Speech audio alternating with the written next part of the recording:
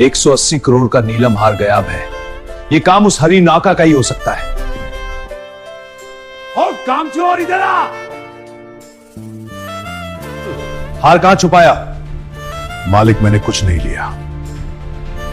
हार ला 180 करोड़। 180 करोड़ इतनी बड़ी रकम मैंने कभी सोची भी नहीं। सच बोलने के बावजूद हल्क अकेला रह गया। क्या यहाँ कोई काम है? नहीं, जाओ यहां से। और कोई जगह? मुझे नहीं पता।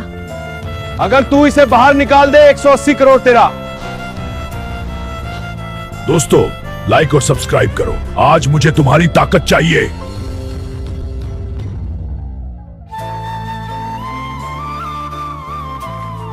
ये लो हल्क, तुम्हारा इनाम। ये सिर्फ पैसे नहीं, मेहनत का इनाम है। गुरूर संभाल के, सच हमेशा सामने आता है। हल्क भाई मुझे माफ कर दो। जो सच के साथ खड़ा होता है उसे झुकना नहीं पड़ता।